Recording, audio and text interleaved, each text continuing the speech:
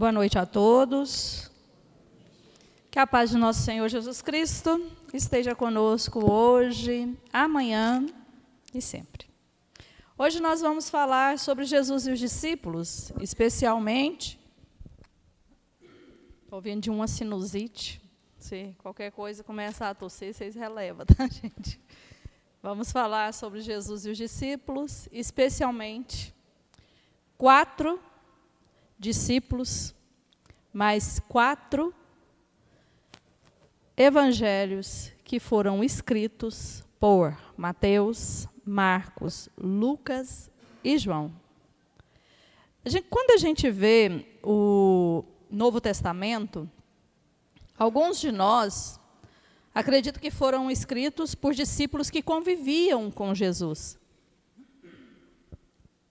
E isso não é verdade, que é o que a gente vai ver aqui hoje. Vamos falar, então, 4 olhares sobre a mesma pessoa. Quem que é essa pessoa? Jesus.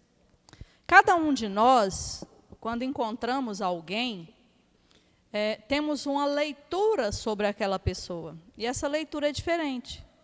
Aqueles que conviviam com Jesus ou ouviam falar de Jesus, cada um deles interpretaram de uma forma.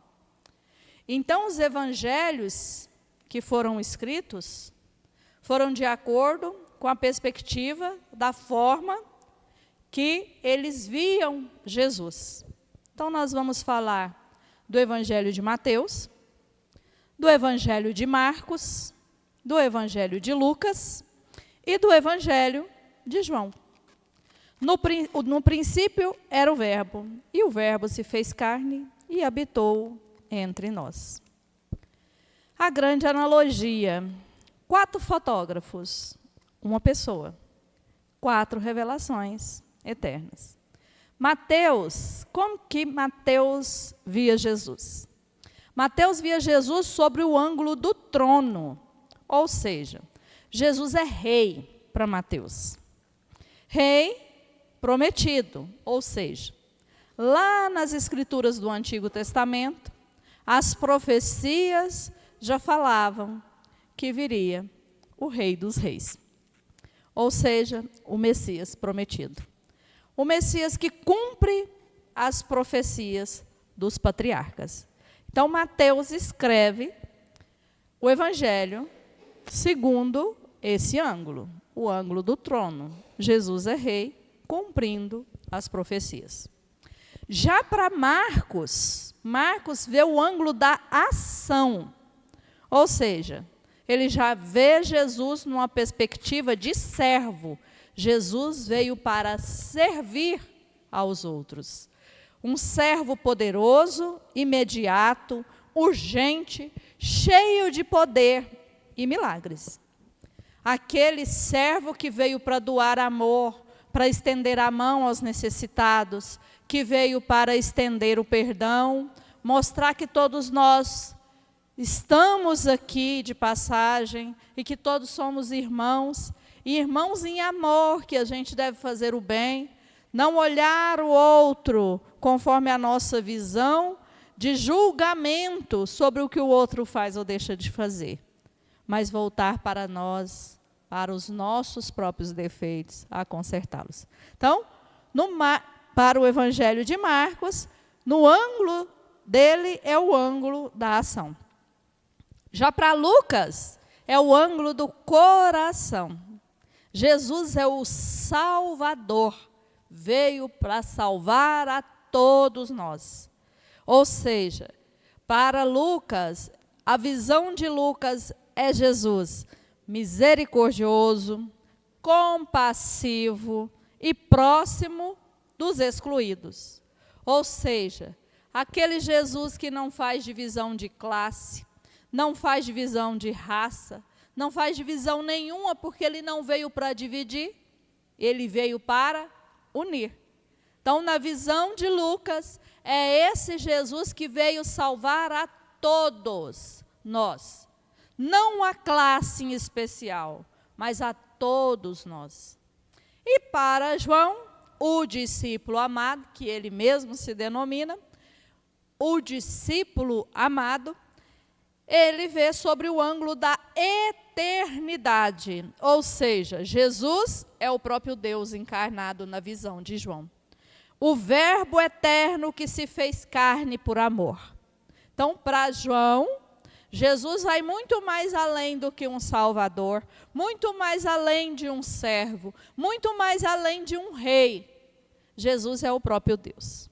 Isso na visão do Evangelho de João.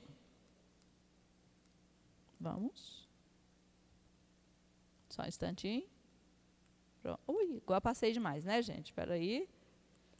Pronto. Vamos então falar sobre cada um deles. Mateus, o Evangelho do Rei.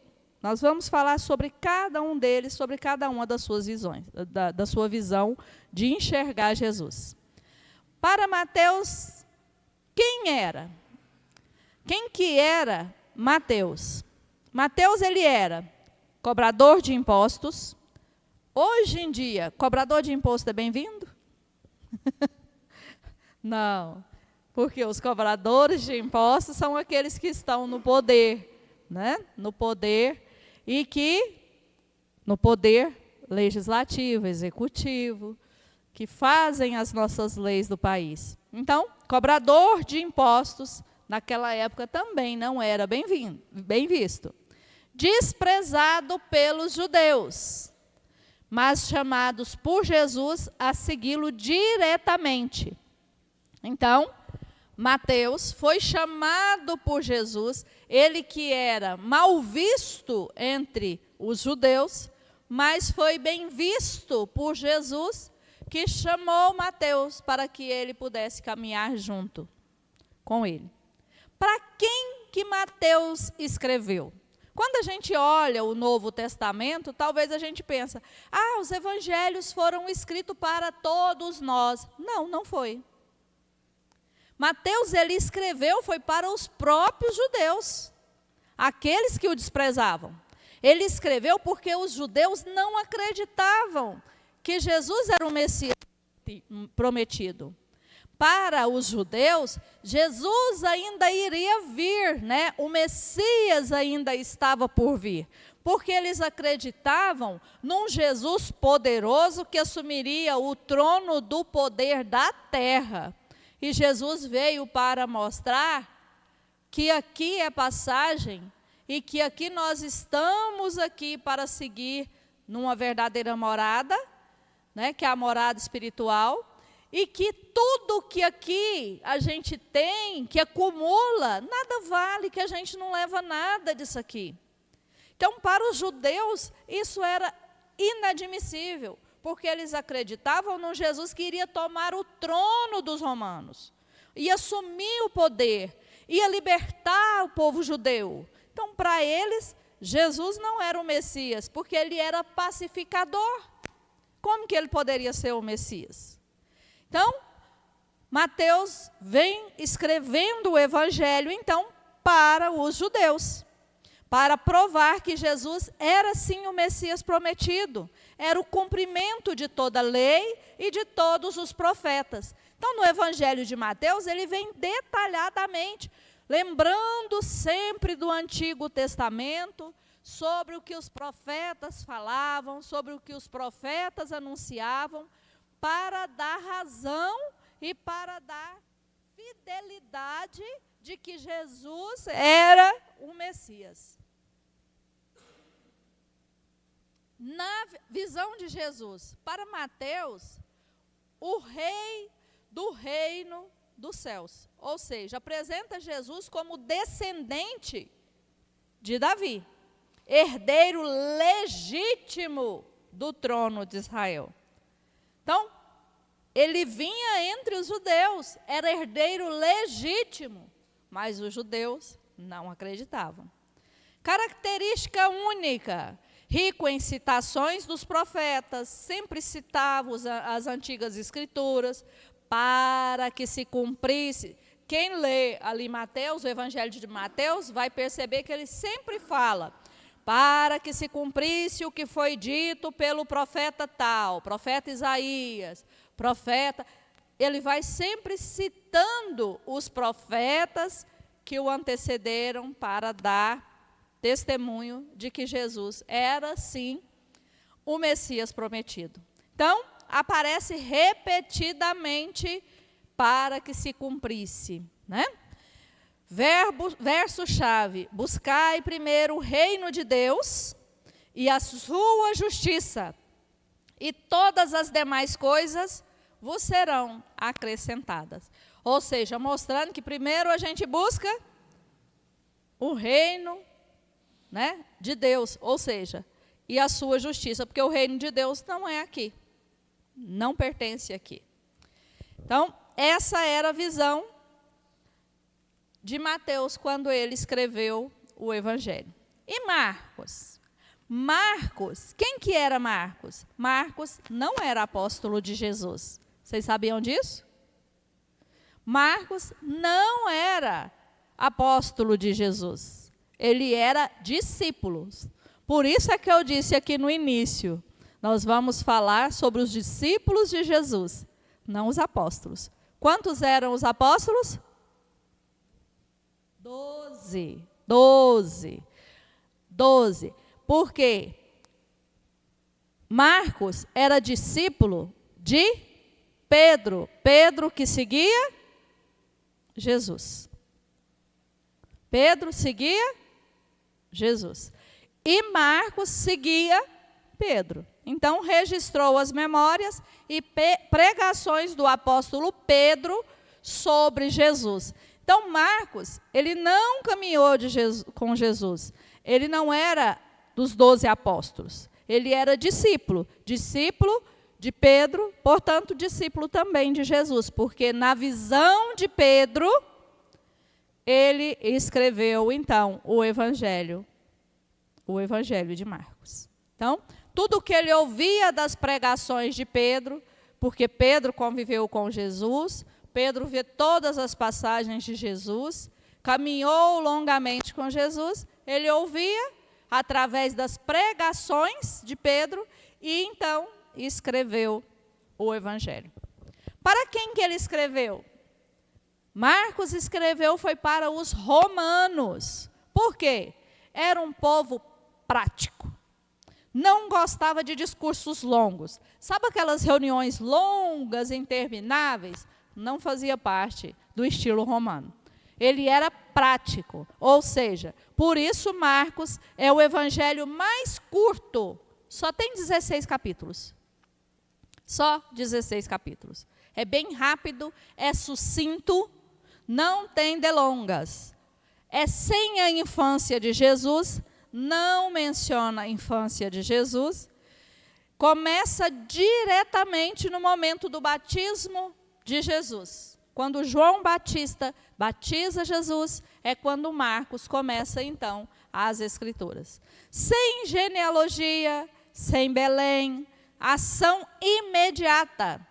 A palavra logo aparece 40 vezes. Aliás, mais de 40 vezes. Não é breve, logo, é rápido. Queria mostrar aos romanos quem era Jesus, mas sempre muito prático para que os romanos pudessem ler, porque senão os romanos não iriam dar atenção. Visão de Jesus. Ele é um servo poderoso. Jesus em movimento constante. É aquele Jesus que faz milagres, que cura aquela mulher que sangrava há muitos anos, que cura o leproso, que cura o cego de nascença. Então, Marcos faz os detalhes dos milagres de Jesus para provar que ele era o Messias. Curas, expulsão de demônios, morte e ressurreição de Jesus. Então, e a de Lázaro também. É esse Jesus que Marcos apresenta aos romanos. Verso-chave. Se podes crer, tudo é possível ao que crê. Não tem aquela frase que nós falamos sempre?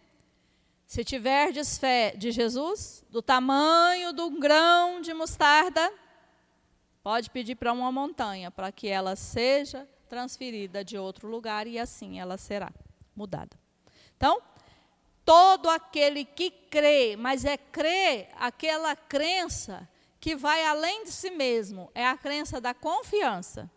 Não é aquela crença de medo, é aquela crença de entrega, uma entrega de fato. Porque quando a gente está passando por algum problema, a gente geralmente faz a oração de medo. É aquela oração, estou pedindo, mas eu não sei se eu vou receber. E aí, Senhor, Senhor, me ajuda.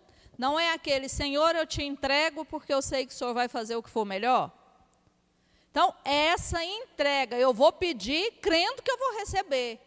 Eu não vou ficar lá igual aquele burrinho do Shrek no filme. Já chegou? Já chegou? Já chegou? Não. É aquele que eu vou fazer o pedido e Jesus vai me ouvir. E porque eu tive fé, Jesus fez. Jesus sempre quando fazia suas curas falava, a tua fé te curou. Ele jamais falava, eu te curei. E sim, a tua fé te curou. Então, é urgência, é fé. E fé são as marcas desse evangelho. Depois vem Lucas. Lucas é o evangelho da misericórdia. Ou seja, ele era médico grego. O único escritor do Novo Testamento que não era judeu. Então, Lucas não era judeu. Ele era discípulo e companheiro de viagens do apóstolo Paulo. Então, ele era discípulo de Paulo. Através de Paulo, ele também fazia o seu evangelho, escrevia o seu evangelho. E ele era muito detalhista. Então, para quem que Lucas escreve o evangelho? Ele escreve para os gentios, ou seja, para aqueles que não eram judeus, porque ele não era judeu. Então, ele precisava mostrar para a outra nação que também deveria acreditar na vinda do Messias. Então, não só para os judeus, ele escrevia para os não-judeus especificadamente. Jesus é o Salvador de todos, então não de uma raça. Lucas já começa aqui o seu evangelho falando que Jesus veio para a humanidade, não para um grupo seleto de pessoas. Ou seja, não era apenas para Israel. O evangelho é mais universal, antes de João, né, o discípulo amado. Então, o investigador fiel, ou seja, Lucas era meticuloso. Ele fez investigação histórica com testemunhas oculares. Ele era uma espécie de repórter. Inclusive, entrevistou a própria Virgem Maria. Foi lá até Maria para poder fazer a entrevista de quem de fato era Jesus. Como era a visão dela sobre Jesus. Como foi Jesus para Maria, na visão dela, para que ele ali meticulosamente escrevesse sobre Jesus. Então, ele fazia entrevista com as pessoas que conviveram com Jesus, para só depois escrever, então, o evangelho dele, que é o evangelho de Lucas. O evangelho das parábolas é o do Lucas. Nós não falamos parábola dos talentos, parábola do filho pródigo. Esse é o evangelho de Lucas, onde vem as parábolas de Jesus. Contém as parábolas mais amadas, a do filho pródigo, o bom samaritano, a ovelha perdida. Verso-chave para Lucas: sede misericordiosos, como vosso Pai é misericordioso. São as falas de Jesus transmitida por Lucas. Jesus é compaixão, cura e acolhimento de todos. Aqui sim, já mostra Jesus para a humanidade. E João, o discípulo amado. João, eu já falei aqui na palestra. João foi o único apóstolo que morreu de causas naturais e já bem idoso. Todos os demais apóstolos de Jesus, dos 12, né? Tirando Judas Iscariotes, né, que se enforcou, todos os demais, à exceção de João, teve sua morte devido à perseguição ao cristianismo. Então, João, só para vocês terem uma noção, João ele foi exilado numa ilha. Nessa ilha, ele não tinha com quem conversar. Não tinha. Então, o que João fazia? Ele pregava para os pássaros e para os peixes sobre Jesus, mostrando Jesus para todos, inclusive aos animais. Quem era João? O discípulo amado, o mais próximo de Jesus. Escreveu por volta de 90 a 100 anos depois de Cristo. Ele morreu com mais de 90 anos. O último evangelho com profundidade teológica única. Para quem que ele escreveu? Para o mundo inteiro. João, então, escreve para todos nós. Público universal. Missão? Levar o evangelho a todos os povos e provar que Jesus é o próprio Deus. Os 7 sinais, ele fala dos milagres. João organiza seu evangelho em 7 milagres, que provam a divindade de Jesus. Quando Jesus transforma a água em vinho, cura do paralítico, multiplicação dos pães, caminhando sobre as águas, a cura do cego de nascença, a ressurreição de Lázaro e a pesca milagrosa. Os eu sou o pão da vida, que Jesus falava para todos nós, a luz do mundo, a porta, o bom pastor, a ressurreição, o caminho, a verdade, a vida. Ninguém vai ao Pai se não for por mim. A videira verdadeira. Esse é o Evangelho de João.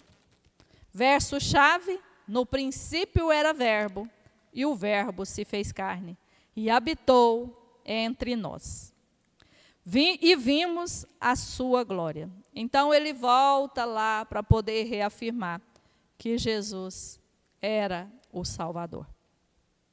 Os 4 evangelhos, fazendo aqui uma breve comparação, antes de entrarmos rapidinho no Espiritismo.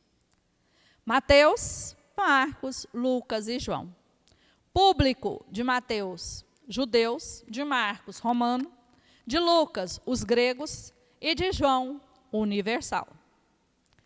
Jesus, para Mateus, é o rei, para Marcos, o servo, para Lucas, o Salvador, para João, além do Salvador, ele é o próprio Deus. O tom, para Mateus, era um tom profético das profecias. Para Marcos, ele era ação, era urgência, necessidade. Para Lucas, era o compassivo, detalhado. E para João, teológico, misterioso. Mateus escreveu 28 capítulos, Marcos, 16, Lucas, 24, João, 21. Todos eles falando sobre Jesus. Verso-chave foram os que foram colocados aqui. 4 olhares diferentes sobre uma mesma verdade. Rei, servo, Salvador, Deus. E vimos a sua glória, glória como do unigênito do Pai, cheio de graça e de verdade. Isso é João. E nós aqui sobre a doutrina espírita, à luz do evangelho da doutrina espírita. O evangelho é o código da lei moral de Jesus. Nele está a base do espiritismo e a chave do futuro humano. Nós espíritas analisamos o Novo Testamento, as escrituras dos evangelhos, para tirar daí os ensinamentos de Jesus. Base moral. Os evangelhos são a fundação ética e espiritual da doutrina espírita. Reencarnação. Jesus ensina a lei do progresso espiritual das múltiplas existências. Mesmo quando no batismo ele reafirma a reencarnação. Há muitas moradas na casa de meu Pai. E fala sobre Elias, que Elias já veio e não o reconheceram. Caridade, palavra-chave do Espiritismo. Fora da caridade não há salvação. Síntese espírita dos Evangelhos. Por quê? Não podemos amar o outro se não fizermos a caridade. A caridade material, a caridade moral. Aquela que você ajuda o necessitado, mas aquela que você tapa os olhos aos defeitos do próximo. Aquela que você perdoa, independente dos erros. Aquela que você sabe que perdoar não é esquecer as ofensas. Perdoar é libertar do mal que alguém te causou. Isso é perdão. É você não ter que segurar uma brasa que te queima dia e noite. Porque o mal, quando a gente segura ele, quem queima somos nós mesmos. Aprender a perdoar é se libertar do mal que alguém te causou. Jesus, na visão espírita, espírito de ordem superior. Para o Espiritismo, Jesus é o espírito mais elevado que já encarnou na Terra. Não um ser comum, mas uma manifestação máxima da perfeição moral. Reencarnação e os Evangelhos. Lucas registra Jesus falando de nascer de novo, a volta de Elias como João Batista. O Espiritismo vê nesses textos a confirmação da reencarnação da lei divina. Mateus é a lei moral, e a lei moral, o Sermão da Montanha, considerado por Kardec o coração do Evangelho Espírita. Amar a Deus sobre todas as coisas, ao próximo como a ti mesmo. Ou seja, se eu não quero o mal do próximo, eu não faço. Se eu não quero o meu mal, eu não faço o mal para o próximo. Porque tudo que eu faço tem a lei de ação e reação.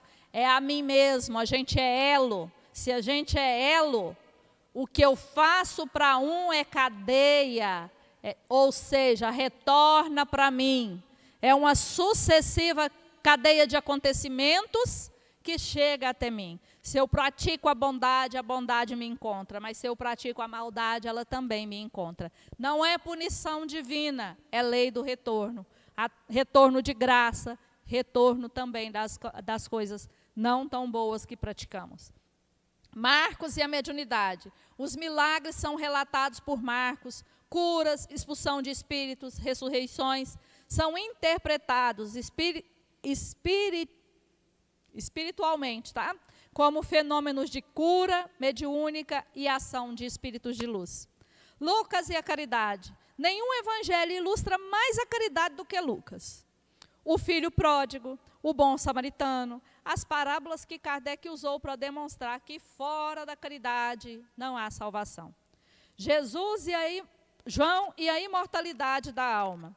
Eu sou a ressurreição e a vida. Ninguém vai ao Pai se não for por mim. Para o Espiritismo, João revela com mais profundidade a continuidade da vida espiritual após a morte do corpo físico. Ou seja, o tripé espírita, Deus, princípio inteligente, ou seja, princípio supremo. Jesus, modelo a seguir. Caridade, a lei suprema. Amarás ao teu próximo como a ti mesmo. É a síntese de toda lei moral evangélica. Ou seja, nós que aqui estamos, deixa eu só voltar só para continuar aí.